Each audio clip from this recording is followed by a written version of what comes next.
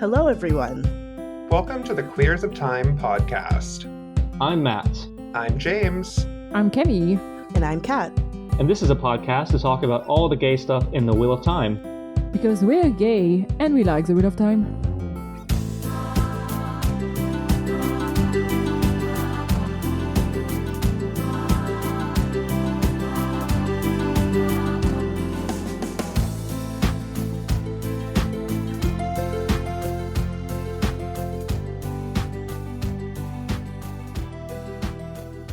So, as always, thank you to Lux, our feral venerator of Surain. You've been supporting us for so long. Honestly, we are very thankful. And also to everyone, Happy New Year, because this episode is being recorded in December, but it's going to be released on January 1st. So, Happy New Year. Matt, do you want to go ahead? Yes, so like Camille said, Happy New Year, everybody. By the time you're listening to this, it's January 1st. I hope you all had a great season, no matter what holiday you celebrate. A few housekeeping things. So we announced a few episodes ago that we are starting a book club, and the first of that will be Carmilla by Sheridan Le Fanu. I do believe that we will have more details on how that's going to work by the time this episode comes out, and it will have been announced on our socials. And we will have mentioned it on our Discord server in a bit more detail. But it's a perfect perfect episode to announce and remind everybody of the book club, because today is a sort of 2023 in books, where Camille and I are talking about all the books we read, the books we bought and didn't read, which for both of us is quite a lot. And yeah, just having a back and forth on all the great reading that we had. Okay, so yes, books in 2023. I will admit immediately that I have a tendency to buy a lot of books and not to read them. Yeah. So I've read a lot less books than Matt, because I don't know you do that. How many books did you read this year? I have read, since January, I've read 127 books.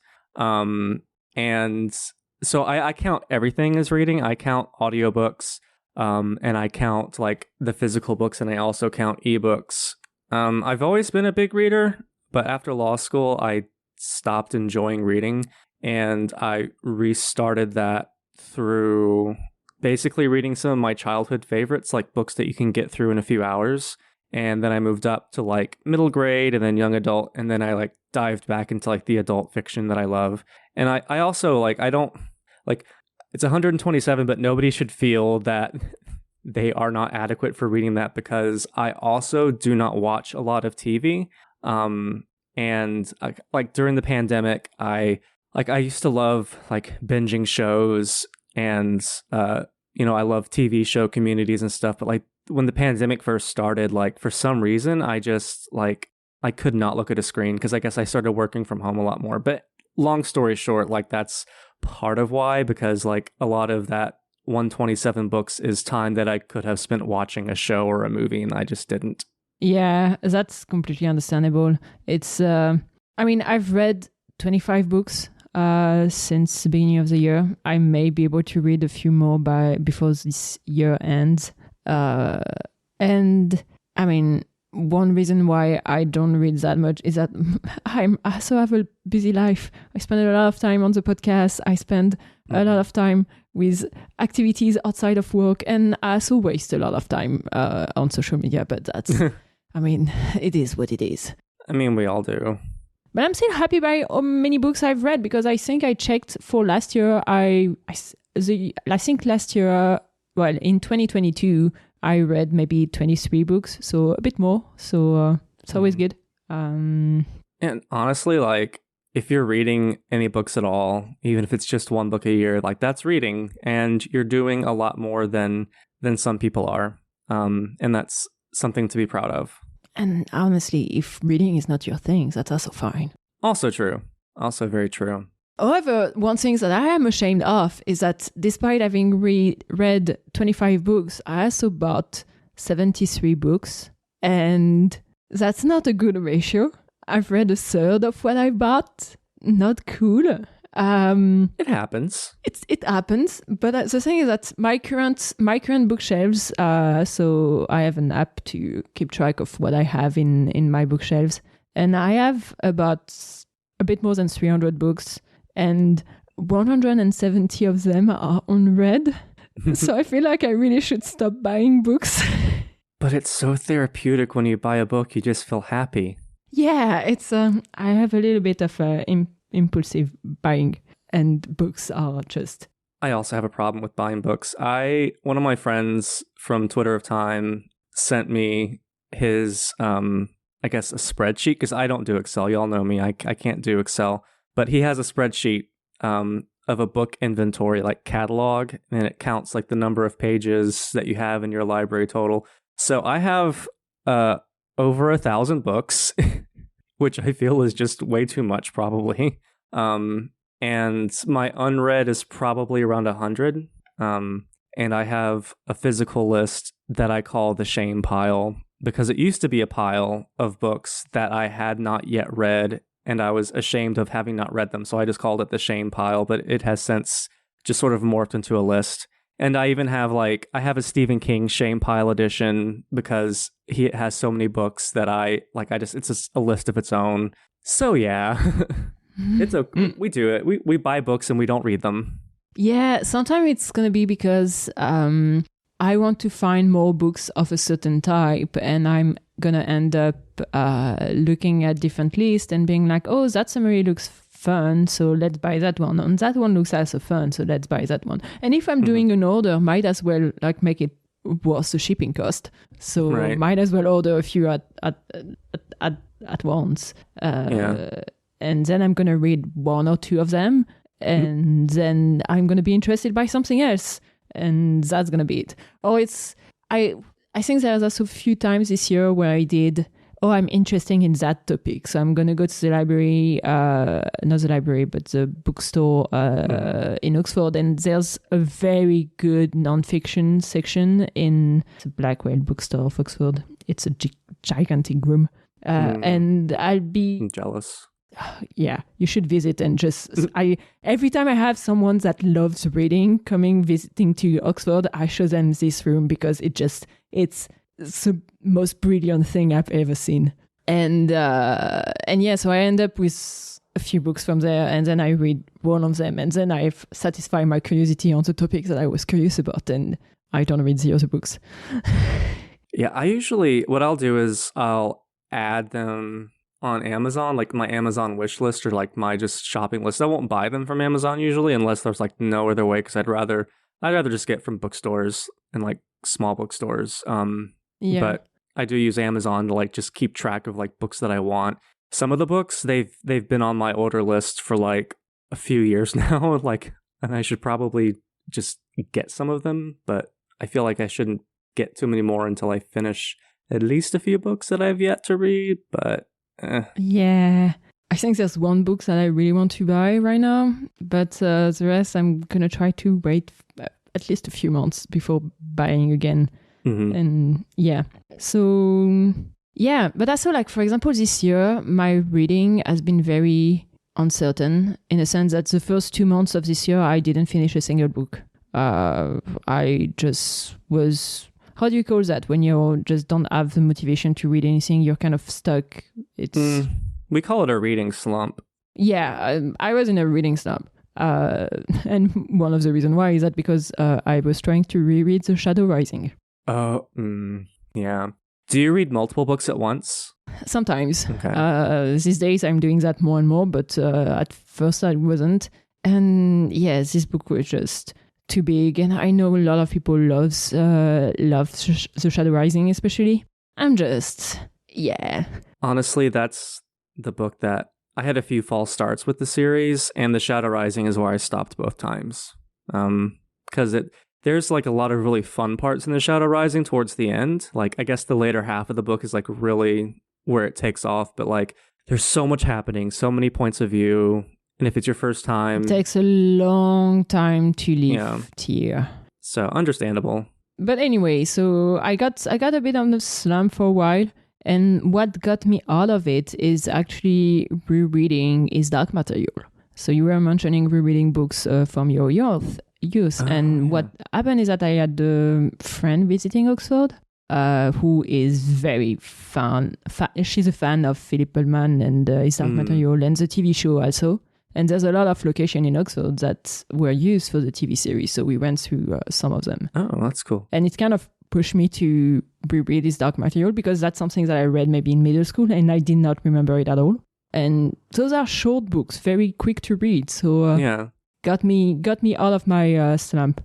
And that was very nice. Yeah, it is like people sometimes like look down on adults reading kids' books, but like honestly, like if it reminds you of how fun it is, I mean, first of all, you read whatever you want to read. But second of all, if you do so reading whatever you want to is valid, but if you do want to frame it in the context of like what you get out of it, like kids' stories often remind us of why we fell in love with reading in the first place, which is why they're such a great way to like reinvigorate your reading habits.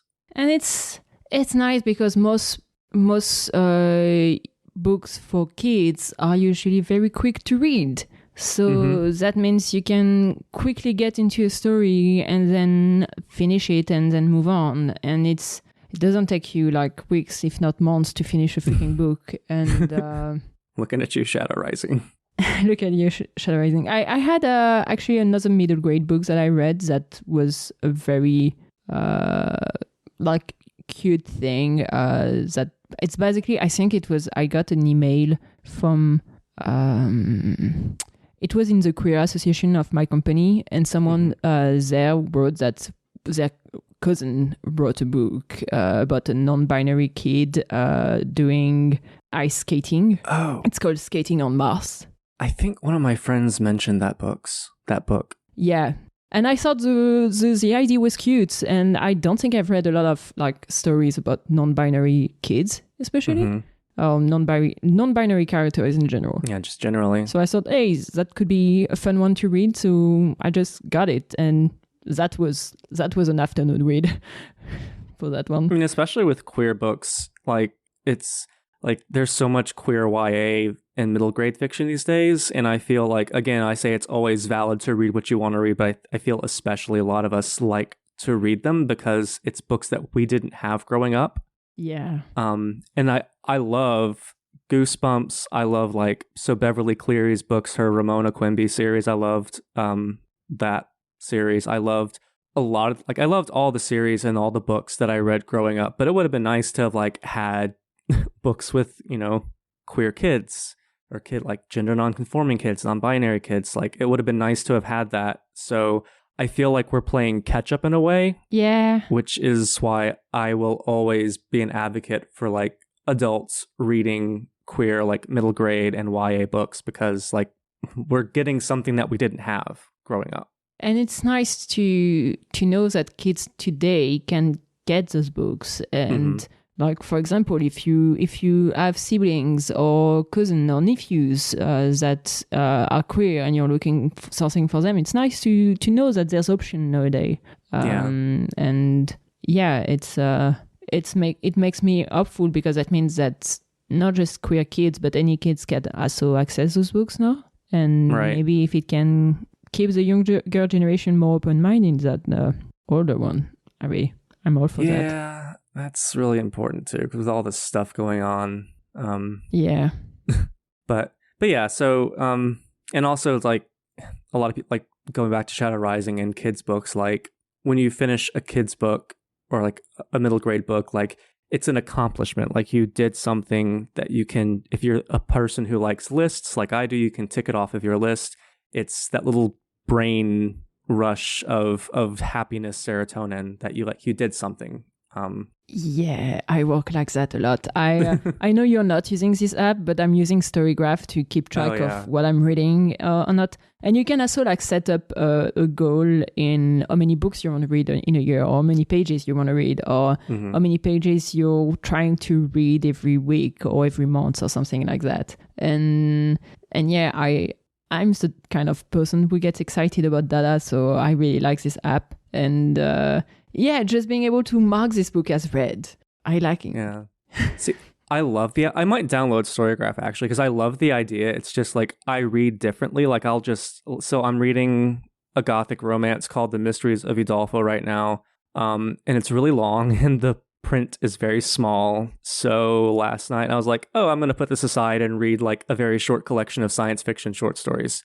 And I'm also working on a novel called Gravity's Rainbow, which is really, really dense. It's like maybe the hardest fiction book I've ever read. I have a companion for it. Like I read through the companion's like definitions and context and notes. And then I'll go to the book and like read a few pages of that. Like it's very intensive reading. So like I feel like I just yeet the books that I'm reading. Like I'm like, hey, I'm done with this one, and I would just forget about Storygraph. But I kind of want to try it now. Just hearing people talking about it. Yeah, and it's nice because you can have multiple books that you're currently reading, and it does give you some nice stats. Like it gives a mood stats. Like every book is going to be like, some books are going to be more adventurous or more dark or more emotional or this kind of thing. And then you can see like, oh, I've read that many books, and overall there was that many books that were more of this type of mood and this kind of thing. I found it funny. I do like that. I like that. Yeah. I do like that. It's a nice to use app because I've never actually tried Goodreads. But first, you shouldn't use Goodreads. It's Amazon, and let's not use Goodreads.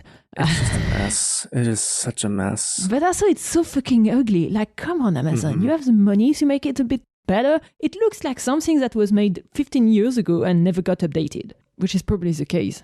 Yeah, So, I mean, it looks like it was made. It looks like it does, because I remember maybe it came out when I was or maybe I just discovered it in high school, and it looks pretty much the same that it always did. yeah, it's... But yeah, so just it looks like both of us read mostly fiction with some nonfiction. I know that I talk about Nietzsche a couple of times on this podcast, but this year is like when I discovered him. And like I really like his writing. It's really difficult, but I like the challenge. And I also read The Narrative of the Life of an American Slave by Frederick Douglass, which I think everybody should read. It's powerful. The writing is beautiful, and it's just an amazing book that opens your eyes to how a lot of things were back then. Interesting. I never heard of that book. I've mostly read fiction too, like 22 or 25 books were fiction.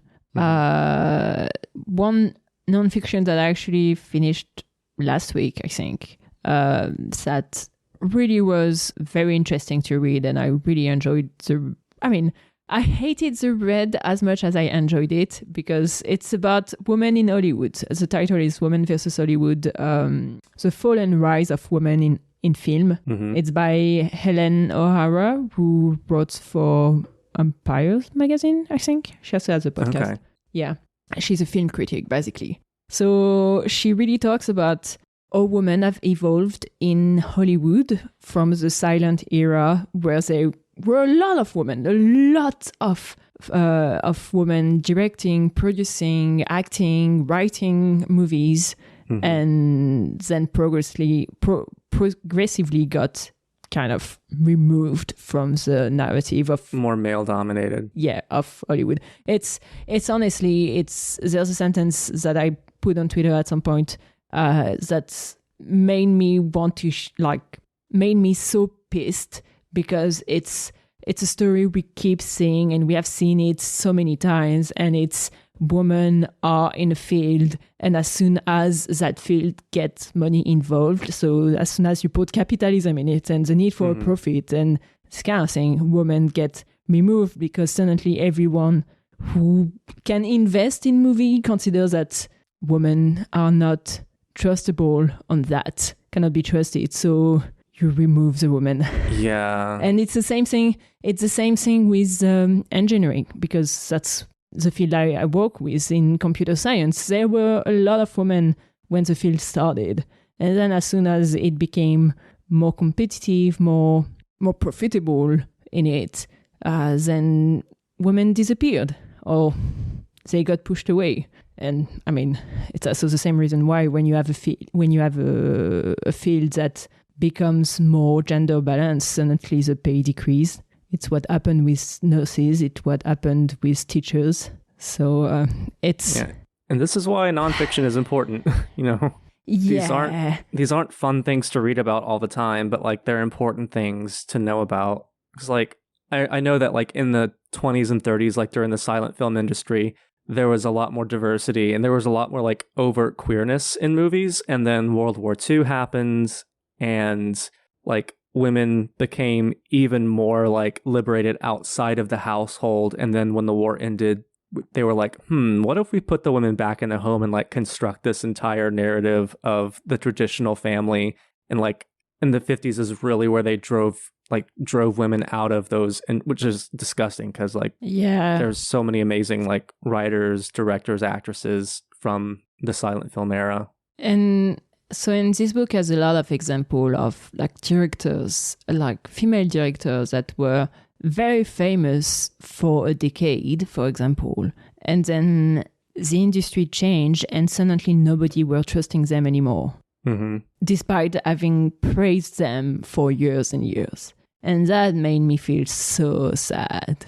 It really is disgusting, like when you look back on like the Hays Code and other things that Hollywood did to like non-white men or everybody who was not a white man. Yeah, basically. A straight white man. A cishet straight white man. So, yeah.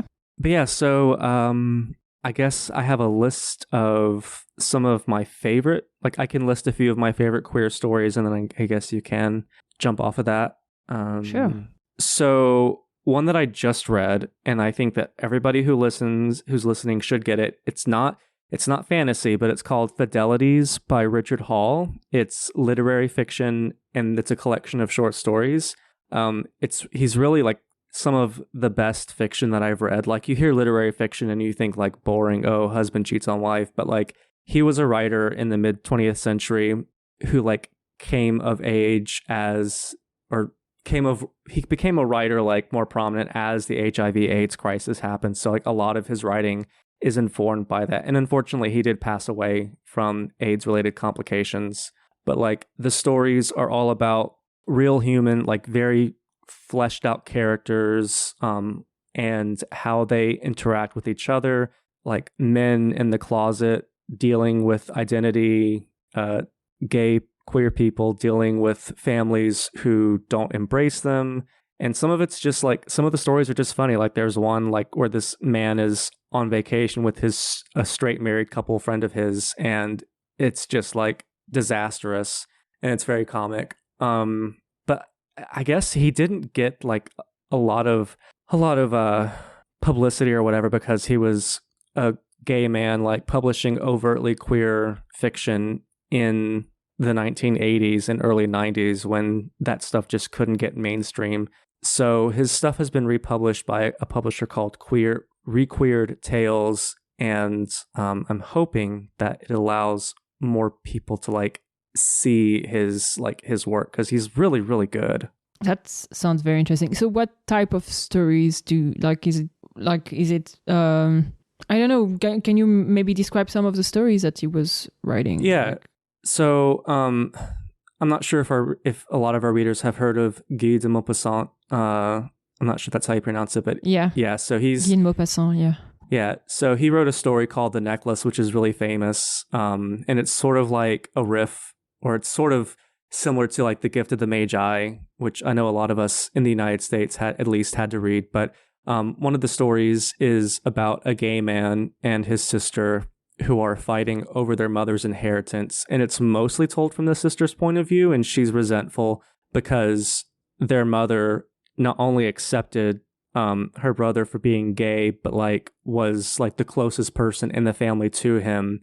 And they're fighting over the inheritance. And she's trying to use whatever she can to like fight this passive aggressive legal battle with him. And like, he's not perfect either. Like he has some personality flaws too. So like you feel for him and you want him to get like what he should get under his mother's will. And in the end, there's sort of a détente between the two of them. But like, it's one of those stories where like you want to say nothing happens. Like there's no battle. There's no dark one rising like in The Wheel of Time. It's just like two ordinary people squabbling over a dead parent's inheritance, and one of them is gay and the other has a lot of jealousy over how much he was accepted by their mother, who didn't really give her the time of day. And it's like a lot of interpersonal stuff that will probably resonate with people, even if they're not like gay or if they haven't had to fight that. And that's what I mean by literary fiction. It's like, mostly, everyday interpersonal relationship, this kind of thing. Yeah, everyday people doing everyday things. And there's a really good one that is sort of fantasy, called Country People, about a man who is a retired teacher, and one of his friends asks him to teach a queer lit and fiction class in a small town community college, and he doesn't think that anybody is going to attend it, but a lot of people do attend it, and it turns out that the people attending the class are spirits of queer people who lived in the town, even up to Civil War era and beyond that, who could never be themselves when they were alive. So they've come to his class to learn about queerness throughout the centuries and literature. And it's a really sad story, but it's also a very happy story, because it gives you the sense that fiction and writing is how we pass on stories and create community that spans across the times. So you'll have feels while reading it, but it's very worth reading. I definitely want to check it out now. Shit, I did not think this episode through. That means I'm gonna end up wanting to buy a lot more books. Yeah. Among the things that I've read, well, for the sapphic side, in the fantasy especially, it's basically a bunch of books we already recommended during our queer fantasy episode, because I basically kept reading two series that I had recommended. So Magic of the Lost by C.L. Clarke with the second book, The Faceless, and The Burning Kingdoms by Tasha Suri with the second book, The Oleander Sword. And then I tried out also some of the recommendations that I think Kat had made. So I read Fledging by Octavia Butler. Ooh, Octavia Butler, I love her. Yeah, and I think the one that I really, really enjoyed was The Long Way to a Small Angry Planet by Becky Chambers. And that one was very, very cute. So I really enjoyed that episode about queer fantasy, because I learned a bunch of new books. I also read, and I think that's going to be my favorite book that I read this year. Have you read The Seven Moons of Mali Almeida? I have not.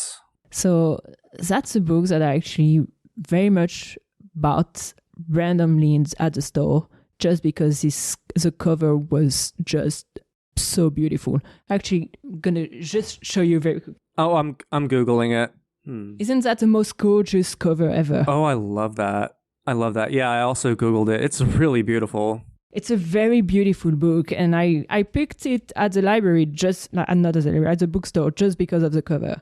And turns out that it's a story happening in 1990 in Sri Lanka. Mm-hmm. And I think it would be so much your vibe, because it looks really good. It's about a war photographer, Mali Almeida, who is also closet gay, who wake up dead in basically a celestial visa office, where he's basically told that he has 7 days, 7 moons to figure out his shit and then decide what he's going to do with his afterlife. And I mean, it's Sri Lanka in 1990. I think it's right around the Civil War. He's a war photographer, so he knows he has taken some very important photographies that he would like for people to see. So he's basically trying to contact the man he loves and the woman he's the closest to try to figure out actually who killed him, because he's pretty sure he got murdered, why he was killed, and also whether the pictures that he took, whether they will be revealed to everyone. I really like that premise.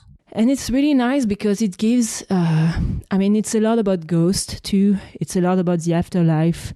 It's a lot about it has a thriller vibe because you're trying to figure out what happened, who betrayed who, and it's very, very well written. I think it got a prize, the Booker Prize for 2022. And yeah. I really should. Yeah, it looks like this is definitely something I want to check out. This is why we have these episodes, because we get to discover things. I read that in a weekend.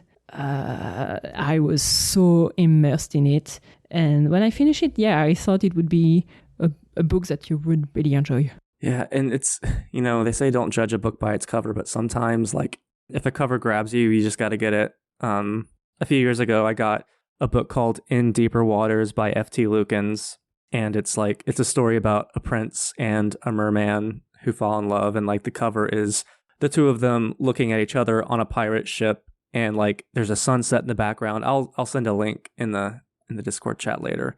But it was really good. I think I read that in like 2021 or something. Maybe the first trip back to a bookstore. But yeah, The Seven Moons of Mali Almeida. I'll have to check that out. It looks really fun. By Shehan Karunatilaka. Yeah, I've got it saved in my searches. It's actually it was very funny for me because I think it was the first time I went to a bookstore and randomly picked books that looked pretty, and turns out that it was queer. And that's an experience that would have never happened like 10 years ago. Right. And so made me happy. I really love this book. Everyone should check it out. What about you? What other books have you? Yeah, so speaking of covers, I'm actually part of a subscription, like a book subscription service called Rainbow Crate. They take, every month they do one book that is like one of the big five or like a mainstream publisher. And then the second book is an indie or a self-published book. And they always like repackage both of them. But the indie book, it's like extra special treatment. And two books that I read through them like have like gorgeous covers. The first is I Am Not Your Chosen One by Evelyn Benvey, and it's about the character is Ace, and they travel, or they are pulled in, or he is pulled into a magical world, and he is told that he is the chosen one of that world's, magic. There's like magic, there's like orcs and stuff like that, and he's told that he's the chosen one, and he's like, nope, sorry, but not gonna happen. And he just basically abandons the town because he's like, I'm not doing this. And on the way, he befriends a hot angel being, and he also encounters an orc lady who's like really cool. She's like one of the two sidekicks, and she's like badass. And the second one is The Bruising of Kilwa by Nassim Jamnia. I'm hoping I'm getting that right. It is a Persian-inspired fantasy featuring a non-binary character who is a medic in a town that is full of refugees in a political system that basically oppresses them. Like, they have nowhere else to go but this city and this island, but they're not treated well. And they eventually come across this mysterious disease that they're not able to heal. And it's such a good book. It's beautiful. And the covers that came like before the Rainbow Crate subscription, like I would have got the books based on the description, but like the covers really pulled me in from the Rainbow Crate version. But they were both so good. That's I Am Not Your Chosen One by Evelyn Benvey and The Bruising of Kilwa by Nassim Jamnia. And Kilwa is spelled Qilwa. I think that was my favorite one because I think the writing was just a touch better level. And I also really enjoyed like a main protagonist character who's non-binary, and who's dealing with a lot of issues of like immigration, refugees, systems of oppression, in a non-Western or non-traditional fantasy setting. I really appreciated that. Yeah. I think I had checked Rainbow Crate a few times because it's not the first time you mentioned that. But every time I'm looking at it, I think they have a limited amount of subscription. Mm-hmm. And usually they're full. Yeah, you have to get on a wait list, unfortunately. Yeah. Let's see. So in a more classic, in a more matte, something that y'all would expect of me, horror, Clive Barker. y'all might know him. He's the guy who wrote Hellraiser. He's gay. He's from the UK.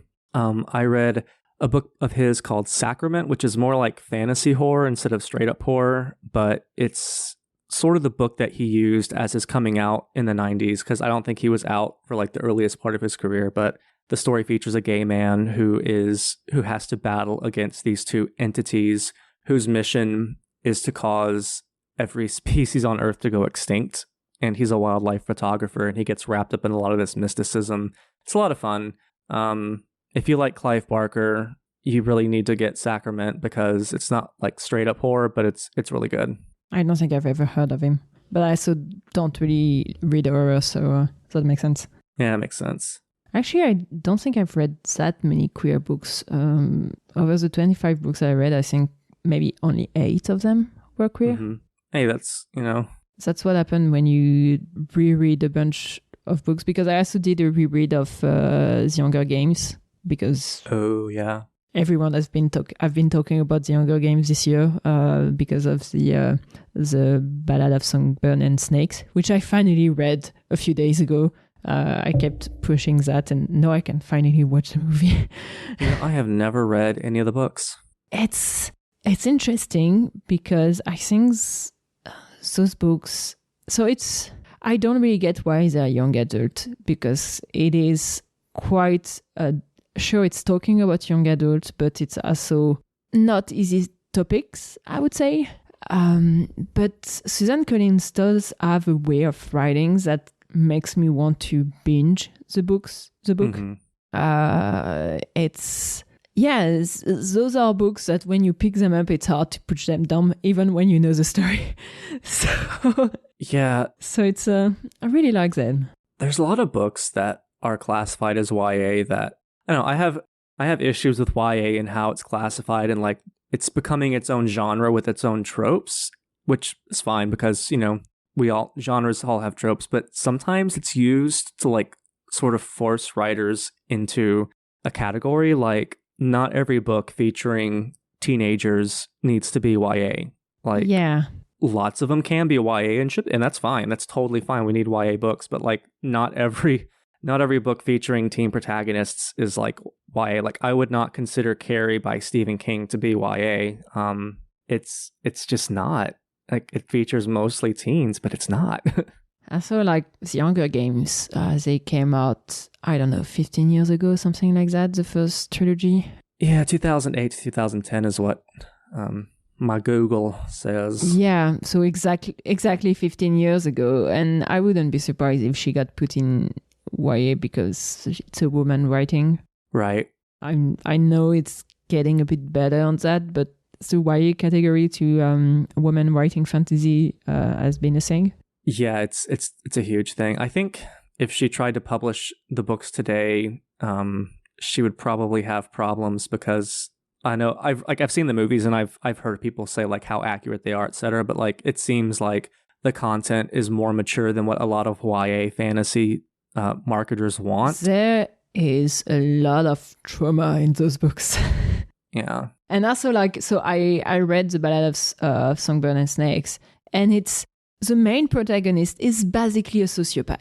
Like there's no other way of describing him. Is only interested by himself, and you know who he's gonna become. Right. And yeah, I honestly think he's a sociopath. And yeah, but still the writing was such that you keep going at it, even knowing how it was gonna end. So I like this book. So I think those are also very good book when you're trying to get out of a slump. Mm-hmm. Yeah, I agree. Like whatever helps you get out of a slump is great. It looks like I have 2 more queer books. One is We Could Be So Good by Cat Sebastian. A lot of our listeners will recognize the name Cat Sebastian. She writes queer romance. I think both sapphic and male, or I guess Achillean or whatever they're calling it these days. But We Could Be So Good is about 2 men in the 1950s working for a leftist newspaper, and it's a lot of fun. It's I wouldn't call it super fluffy because it's like a pretty accurate portrayal of the 1950s. It doesn't gloss over the problems of that era. But it also is kind of fluffy in places. It's a lot of fun. And for those who like poetry, Macmillan Publishers, they do a lot of classics. They publish something called Hand in Hand with Love, classic queer poetry. It is not just like, it starts with Sappho and with a lot of the ancient Greek poets, but it has selections from every major era, including and up to today. I think the most recent poem they included was a poem about pride, or a poem called Pride from, I think, 2014 or 15 maybe. So like, it's not just the old stuff. Like, it encompasses all of the biggest queer poetry, and I loved it. It's got like Shakespeare, it's got Oscar Wilde, it's got Sappho. It's got a lot of really fun stuff for those of you poetry lovers out there. Does it got some Dickinson? Yes, it has Emily Dickinson. Nice. Who I really like. I need to read more Emily Dickinson. I bought one book of her recently, but I haven't gotten around reading it yet. I should because poetry is like, you can read a few poems and then do something else, and you go through the book like that. Yeah, and like many women of the era, and I guess today, she was looked down on because her poetry was quote unquote too simple. But it's easy to read, but like, there's so much meaning in every line. I love Dickinson. I think she's one of the best. She's definitely one of, or the best poet that the United States has produced, or that has come from the United States. Poetry, I think it's a funny thing in the sense that the country and the language you speak really affect poetry completely. In the sense that, like, I haven't read a lot of English poetry because I grew up like studying French poetry in, like, in French classroom, and it's, the whole concept of it is so different. In a sense, it's a lot. They have so many rules in how poetry is written, and I mean, not that there's no rules in English. That's absolutely not that, but the rules are different because the language is different. Because how do we call that? One is a syllable timed something language, but like in French, every syllable has the same time. Meanwhile, in English, depending on where you put your accent, you could say a bunch of different words during the same time. Oh, I think I know what you're talking about. Yeah, which means that, like, in French poetry, you're gonna see a lot of people playing with alexandrin, or like doing exactly 6 syllables in this verse and then 8 syllables, and so you play with how long is a sentence and how it ends. And English has a very different way of saying poetry, and I don't think I'm very used to it. So at some point I will get into it, but it's very different from what I used to consider poetry, at least when I grew up. So yeah, and it's sort of why I wish I knew all the languages, because I want to read French poetry. I want to read Dante's Divine Comedy in the original Italian because I hear that it rhymes. Not that I think poetry has to rhyme, but like, I hear that it rhymes, and it doesn't very often rhyme in English translations. And plus, just a lot gets lost in translation. Yeah, I think poetry is the hardest thing to translate. It really is. Like, I've read different translations. Translation it makes so much of a difference. Like, I read Don Quixote. I read one of the very first translations, and I was like, why the hell is this book as popular as it is? This sucks. And then someone was like, well, that is like considered one of the worst translations. So then I picked up another edition, like translated in like 2013. And like, the first page was just so much better. I was like, oh my God, this is a story that I actually could see myself wanting to read. So I got it. And I plan on reading it in the next few months or so. But like, if you're just translating the words without trying to like understand the author or the poet, it's just not gonna come across. Yeah, for poetry, you have to translate the meaning, but also the rules, because since different language, different rules, and you still need to fit in the language you're translating into. And considering like bad translations, that's also what happened with the Wheel of Time. Like, the first Wheel of Time translation were very bad, so that's why it didn't grow that big than in other country, and that's why they decided to retranslate it fully. That makes sense. Yeah, I heard that the original translations weren't good. Yeah, I probably mentioned that on the podcast like multiple times. Yeah, so if you're listening and you want to read like Victor Hugo or Cervantes or Dante, like pay attention to the translation because it could really, really make a difference. But speaking of, I guess, different languages and other stuff, so I also read some classics and discovered new authors that I love, and I thought that I would mention those. They're not queer specifically, with one exception. So Tolstoy, Leo Tolstoy, War and Peace. I loved War and Peace. It has a reputation for being a huge chonker, and it is, but it's so good. And if you get a good translation, it's just such a compelling story. And the characters, like, I'm still thinking about the characters. There's also Dostoevsky. I hated Crime and Punishment. Could have been the translation, but I don't know. The main character spends too much time in his head, but I read The Brothers Karamazov this past spring, and I loved it so much. So if you like philosophical type of fiction, The Brothers K is really good. One of my new favorite authors is Franz Kafka. The Metamorphosis, The Trial. I love everything about Kafka. He apparently thought that he was really ugly, which is sad because, I know, we're all very hard on ourselves. I was like, dude, you looked like a cute little cinnamon roll. You weren't ugly. Stop being mean to yourself. I'm gonna Google up what it looked like. No, it looked okay. Yeah. He criticized his ears a lot, but he was well known for hating his appearance. But so Oscar Wilde, who was very, very gay and who was prisoned for being gay and put on trial for it. But I read The Importance of Being Earnest, which might be the funniest play I've ever read. If anybody likes funny plays, The Importance of Being Earnest is great. There is a adaptation that has Judi Dench in it, and she just eats the role up. Let's see, Edith Wharton. She wrote a lot of Gothic stories, so if you're looking for women writers from way back when to read during the wintertime for ghostly stuff, Edith Wharton is great.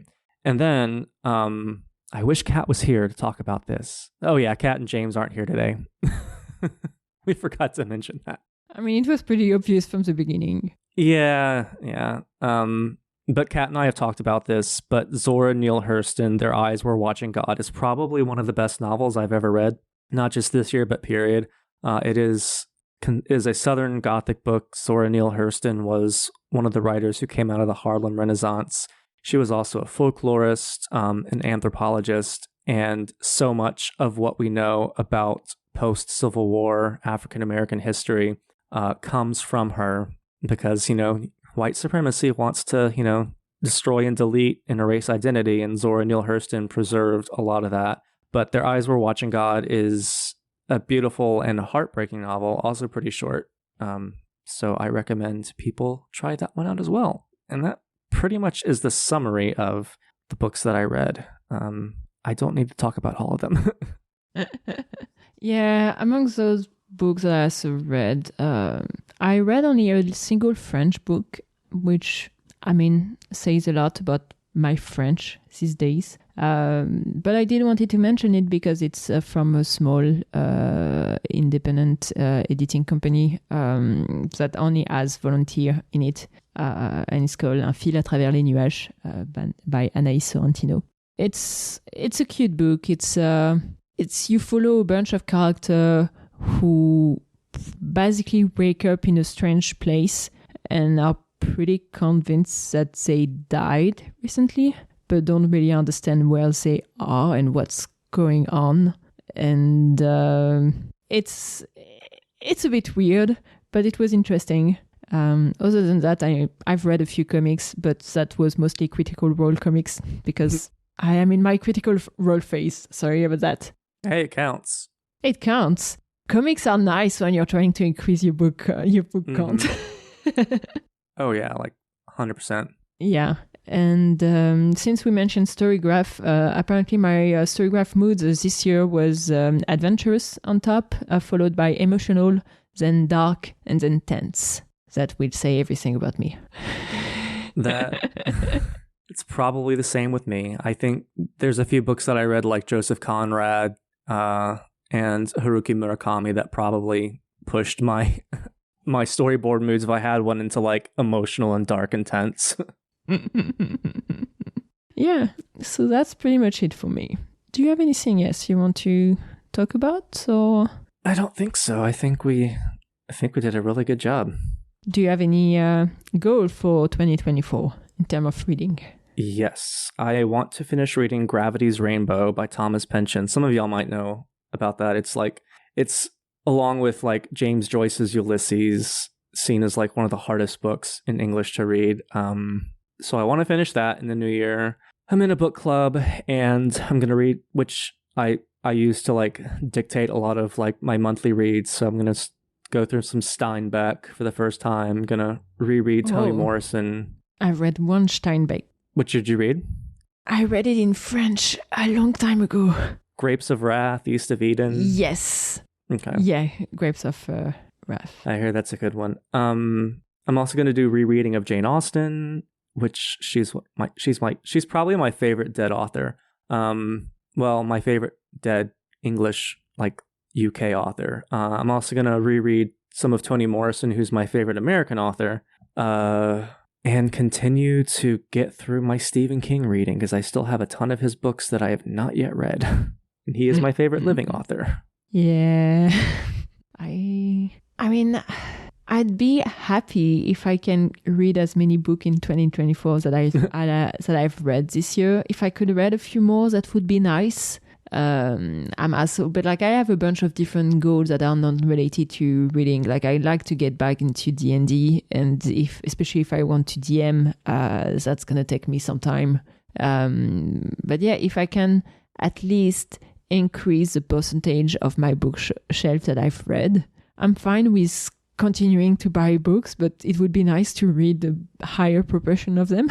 Yeah, I think 2024 goals for both of us are going to be to have a book buying deficit where each book we read is not replaced by 3. Yeah, I doubt that I'll get deficit. Yeah, same. But if I can read more than half of the books that I buy, then it's definitely gonna increase the percentage of book read in my in my bookshelf. Since right now I've read half of it. Well, we can reconvene. I'm also hoping that the book club with Queers of Time will be fun, that people will enjoy it, and that it'll give me also more opportunity to read queer books. Yeah, I hope so. Carmilla's really short, so I think it's a good one to start off on because it's short. Yeah. It's pretty overtly sapphic.